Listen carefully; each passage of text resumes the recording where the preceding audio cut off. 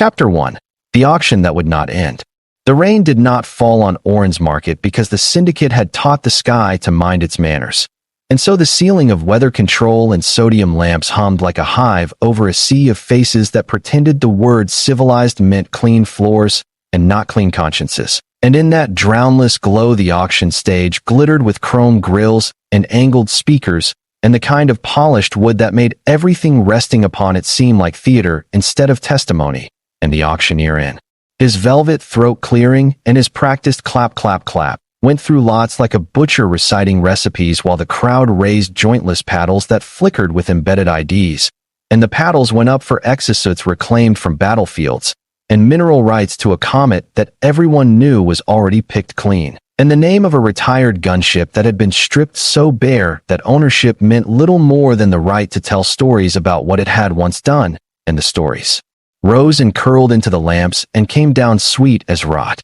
Then the curtains dragged open on a pen made of resonance glass whose edges writhed with subsonic fences that only living nervous systems could fully hear, and inside the pen a silhouette stood like a knot of midnight tied to itself, and when the lamps shifted and found her, the hum became a tremor in everyone's bones because the girl in the pen was not a commodity so much as a calamity boxed up for convenience. Lean and hungry-eyed and scar-striped from wrists to throat in the patterns of a forest no one on Orin had seen, hair like the spilled ink of a comet's tail, and eyes that kept dissolving the glass between them and the crowd because the eyes knew the arithmetic of distance and did not care for it. And the screens behind the stage belched a dossier that the market pretended was a biography species, Tylari, origin, Sankara rift, behavior index, and bonded, risk tier. Feral, language, partial, price floor. Unsaid and unsaid was louder than any siren because it meant the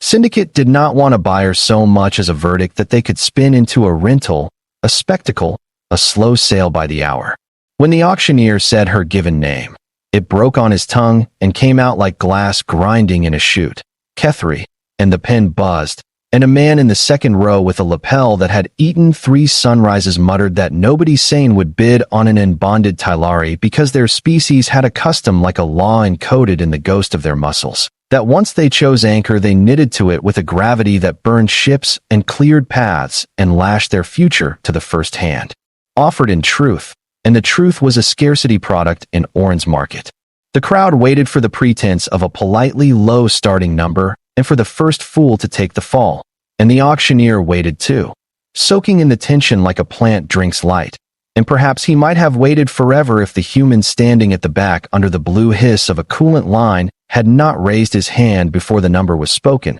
and then he did not lower it, and some of the faces at the front turned like weather vanes startled into life, while the murmurs lapped the aisles, and the auctioneer smiled the way a pilot smiles when an engine coughs back to life at the edge of a cliff. And he said something about an opening bid, but the voice at the back said, quiet, and even like a river that had found its path, that this was not a bid but a claim, that his name was Jalen Ward, licensed salvager, unlicensed disappointment to 2 planetary councils and a dozen minor captains, and that by customs older than the market's ceiling and the syndicate's rent collectors. He was extending anchorage, and the word dropped like a meter of lead in a pool because a few in the room remembered a treaty so dusty it had turned into rumor, a law that said Tylari bonds acknowledged, first, and continual hand, an ancient clause crafted to make. And so the human's hand staying raised was not theater, but declaration. The auctioneer tried to convert declaration into currency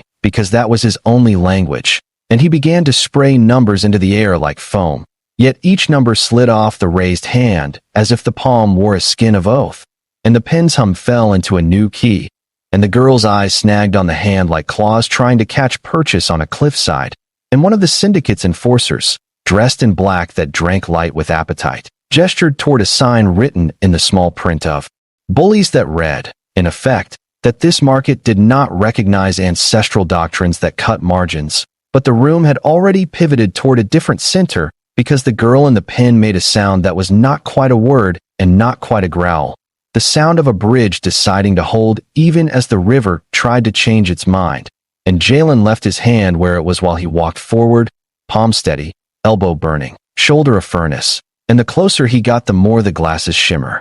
trembled like an animal trying to flee itself, and when he stopped at the lip of the stage, he did something markets do not forgive. He spoke to the person inside the lot, and not the lot inside the person, and he told her that if she would have the hand, it was hers, and that he would not lower it until she told him to, and everything after that would be by her telling too. The auctioneer found his smile had gone missing. The room found its courage had gone elsewhere, and the syndicate found the old law they had laughed at was suddenly breathing with lungs, because the girl stepped, and the fences screamed, and the pen's door split its codes like old bark, and she came to the glass edge and placed the palm of her scarred hand up to his. No touch, just echo, and the lights stuttered as if the market's ceiling had finally remembered how to reign, and the hand he held did not lower, not even then, not even as the enforcers took their first insulted step, because vows, like storms, do not break politely. Chapter 2. The Oath That Refused to be Bought.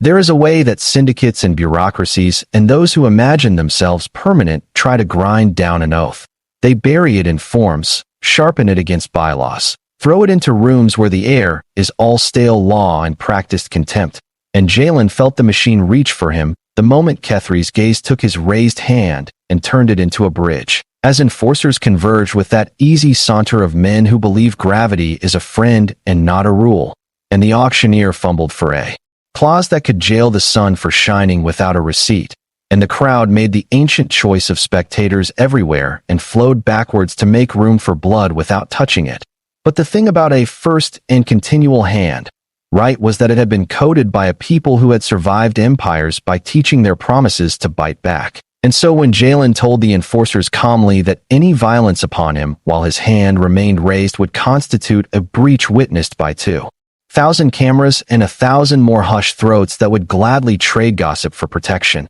and when he called out the names of 3 independent monitors whose job it was to make black markets less black so that big clients could pretend to be gray, and when he said that his salvage license included dispute arbitration under the Sabar Council, and when he said these things not as a litigator, but as a man who keeps the receipts that matter in his bones, the machine paused, because all machines are nervous when the gears hear their own teeth. Kethry stood at the boundary with muscles coiled like the letters of a script written in sinew, not touching the glass because touching would mean the anchor had already happened, and the anchor meant consequences the syndicate could not model with their usual arithmetic, and the auctioneer, who had traded in people so long he had stopped believing they had mass, realized he was in the gravitational well of a different math, and declared that ancient customs were quaint and unenforceable and certainly not recognized on premises leased under the Trade Neutrality Charter, which was how men said please after they had run out of no, and Jalen nodded and kept his hand exactly where it had been, and told them to call down a charter adjudicator and a council monitor and the old archivist in the mezzanine with the ink-spilled cloak who, in his spare time, organized protests by remembering inconvenient footnotes, and perhaps, the humans said gently, they should also bring water for the girl. In the pen, because he would be here as long as it took, and the oath defined time differently than markets did. In the hours that followed, and it was minutes, but they felt like tectonic plates rubbing, the crowd's appetite shifted from seeing a wild thing tamed to seeing whether a vow could outstare rent, and they whispered about the Tylari's habit of anchoring to those who offered hands as bridges and not leashes. And they remembered that ships commanded by Tylari had drifted through wars and come out the far side with their hulls intact, because an anchored Tylari was not a pet or a prisoner, but a vector, and vectors are what maps fear, and if the syndicate found itself holding the wrong end of a vector with the whole market watching, it might discover that margins erode faster than coastlines. The adjudicator came down from her glass eyrie with an expression meant to do to courage what winter does to flowers, and she recited that the charter recognized no right that trumped contractual sale. But even as she shaped the word Trump, the archivist in the mezzanine coughed out a citation older than his eyebrows and recited the Tulare Banassa Accords, human signatory among them, which established that any living sapient declared and bonded by captivity could accept anchorage outside of auction at the moment of public extension, provided the hand remained continual until reciprocal touch occurred or was refused 3 times, and that enforcing. Because sometimes the work changes you into a temporary part, and sometimes the part changes you into a permanent promise, and the pen's door slid back under a chorus of bureaucratic throat-clearing and Syndicate cursing dressed in satin, and Kethri stepped through very slowly. Not to dramatize the moment, but to give the room time to understand that she was not leaving the pin to belong to a buyer, but to enter the radius of an agreement that did not wear chains, and she placed her palm against his, and the oath clicked shut with a sound that only hearts can hear and only markets can fear, and the enforcers stopped walking because their boots had found the edge of a cliff they did not know existed, and the crowd breathed like a cathedral remembering what breath was for, and the adjudicator started speaking about paperwork, because that is what winter does when it cannot end spring, and Jalen asked Kethri, still hand to hand, if she wanted to leave now, and she said leaving is smaller than we think when our name crosses the space between two hands, and they walked together with the kind of slowness that makes time trip over itself the way a rushing man trips over a root, past the stage, past the auctioneer whose mouth had the geometry of collapse, past the first row where a woman who had come to buy a beast realized she had come to witness an instruction,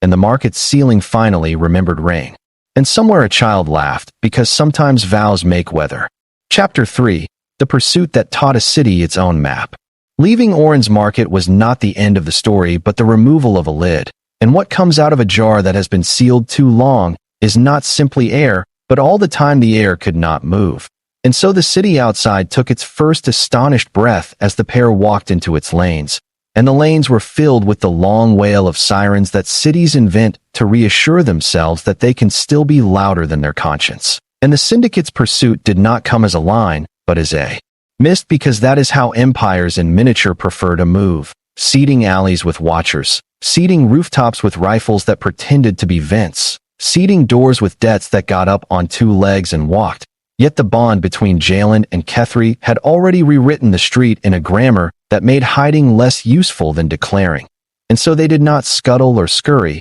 they did not slip or sprint. They simply kept the hand tether a thumb's width apart to remind themselves that closeness is not possession, and they walked through a spice market where the powders rose like nebulae, and through a maintenance yard where ships slept with bellies full of future storms, and through a schoolyard where children sketched planets into dust, as if they could be picked up and pocketed, and in each place the air trembled differently around Kethri, because the Tylari anchor was not only a tie to a person but a retuning of the way a place receives you. She could feel the angles of ambush like a musician hears a wrong note, and she could see routes through crowds like a sailor sees paths in water that looks like a wall, and thus when the first enforcer team spilled from a side street wearing their conviction like lacquer, Kethri tilted her head, and the two of them turned 30 degrees into a narrow corridor that seemed to terminate in a locked gate, but in fact ended in a gate embarrassed to be locked. And she embarrassed it further with a touch that spoke to the metal in its own language, and the gate startled open like a book that had always wanted to be read. And they passed into the guts of a transit line whose trains had been retired when Oren learned to rent instead of serve, and the rails sang low and long under their steps. And Jalen realized he was not leading, and that he did not need to, because anchoring did not mean being dragged or dragging. It meant moving as if two shadows had decided to merge, not to make one bigger shadow, but to draw a map that did not exist unless walked. The pursuit hardened as the Syndicate recognized the optics of losing a lot that had been turned into a person by a public act, and drones scissored down like black rain that had found wings, and Kethri pulled Jalen into a service tunnel so small that their shoulders learned each other's names, and their steps echoed ahead to wake a flock of sleepers in the dark who peered out and saw two silhouettes welded by intention. And the sleepers nodded because sometimes the only sermon that matters is recognizing which direction courage is moving. And they passed through a factory whose machines were having the world's longest lunch, and a library whose shelves had been sold for fuel, but whose ghosts still filed the air into chapters. And in that library the archivist from the mezzanine appeared, as if synced to their path, eyes brighter than the batteries in the lamps. And he said without stopping that the Syndicate was already trying to reclassify Kethri as evidence and Jalen as obstruction, and that the law's teeth were sharpest when they bit reputations, and that to outrun property claims one must outrun the story those claims tell. The trio moved like a sentence with a subject finally discovered by its verb, and they stepped into the shipyards where the bones of retired freighters glowed with the soft, stubborn light of things that are not done, and Jalen led Kethri up a ladder into the belly of a ship whose name had been peeled off years ago, but whose ribbed corridors still hummed the note F like a throat trying to remember a song. And this was the part of the world where he knew the map and could add his knowing to hers. And he brought her to a slip where his salvage tug waited with the patience of a dog that knows its person will come. Patchwork hull, overclocked core, paint the color of intention, and the drones found them there, and the enforcers found the drones and decided to stand under them like rain men holding umbrellas made of attitude. And the archivist raised his old camera because the only weapon that always fires is record. And Kethri walked up the tug's ramp like she had walked into a new room in her own house. And she turned once to look at Orin's market and the men who thought they were Orin's heart. And she did not spit, and she did not wave. She did not curse, and she did not bless. She simply looked, and something in the way the looking rearranged the air told those watching that they had just been weighed and measured by a scale they did not build. And then the tug's hatch closed and the tug rose, and the drones swarmed. And the enforcers shouted the kind of orders that make bullets feel important. And Jalen's hands danced over controls like they were a deck of memories.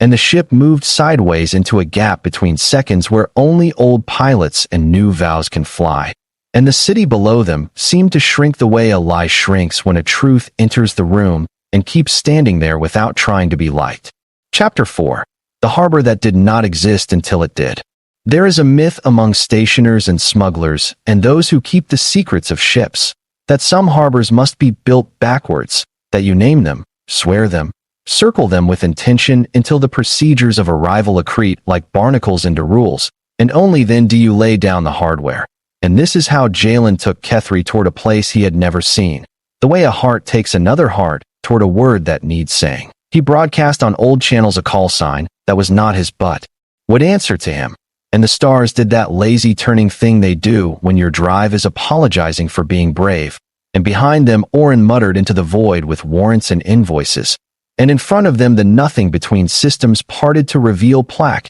and scar, the aftermath of a war nobody won, because nobody is bigger than the vacuum they come from. And the tug slid into a shadow cast by what used to be a carrier and what had chosen to be now a quay, and along its broken spine. Lights winked to life in the pattern of a friend pretending to be a stranger, and the archivist, who had never been here, smiled like a man who finally hears his favorite rumor speak, because this was Slip Mother, a city that had failed to happen and had therefore learned how to hide, a sanctuary cobbled from hulls and oaths, an unmapped that scouts could not sell because it did not stay in one place long enough to be ambushed, and on its docking ring were painted one by one, letter by stubborn letter the clauses of the accords that markets kept forgetting. They landed, and the kind of awkward busyness that only safety makes possible ensued. Medics who did not ask where you had been but where you hurt, stevedores who offered soup as if it were doctrine, engineers who welcomed broken machines like prodigals,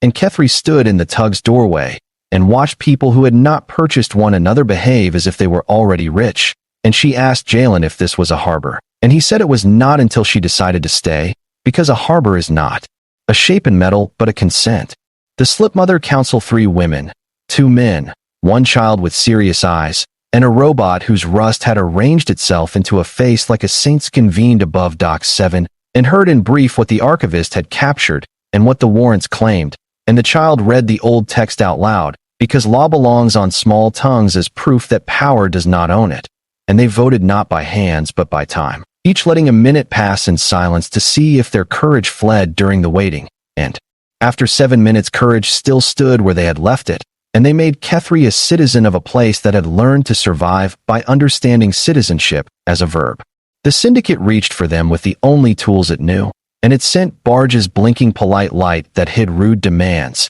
and it sent risk analysts who spoke the language of caution the way a con artist speaks apology, and it sent mercenaries with names that sounded like disappointments trying to escape their parents, and Slip Mother answered by not moving away and not moving toward but by standing. And Kethri felt the bond in her chest take on a second shape, as if the hand she held had generated another hand and offered it to a place. And she walked the docks with Jalen and found the quiet corners where fear slept lightly, and sat there until fear slept deeper. And she taught the youngest how to listen for drones the way sailors learn to listen for a change in wind. And she asked the oldest to tell stories about the first time they decided to be a city, because stories are how a city reminds itself that it has a why. Then came the night when the syndicate tried to end this experiment in mutual recognition by sending a tug with a smile full of explosives to inspect the Slipmother's anchorage. And Kethri saw the smile and the splintered reflections on Doc 12's puddles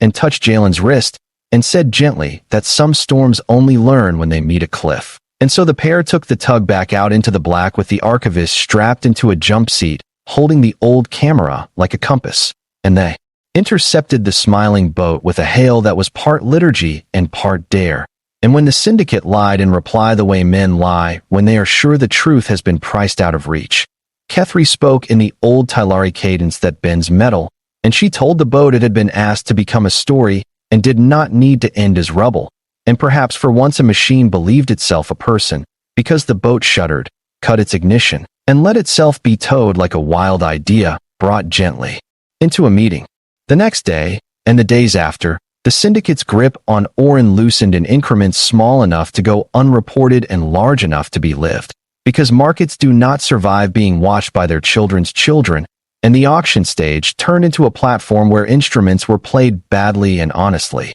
and the pen became a greenhouse whose glass hummed with bees instead of fences, and the archivist's footage circled a dozen systems like birds remembering a migratory path, and in that footage a human's hand is raised and a wild girl's eyes find it, and no one lowers anything except their shoulders. When at last the four of them, Jalen, Kethri, the archivist, the child counselor, stood on Dock 7 watching a ship depart that would carry the Accords to a place that still thought them rumor, Kethri asked if vows end, and the child said vows are rivers, and rivers end in seas, and seas end in sky, and sky ends in the idea of sky, and so on until you realize endings are names we give to the view from one particular rock. And Jalen laughed the kind of laugh that rips a seam in a man's carefulness. And let's light in. And he said he had promised not to lower his hand until she told him to. And she answered that anchors must become lines and lines must become circles and circles must become doors. And then she placed her hand in his, not because a market watched nor because a clause required it, but because a harbor had decided to exist and wanted witnesses, and in the way their palms found each other a city learned a grammar, and the sky above Orin, remembering that it could rain without permission, did.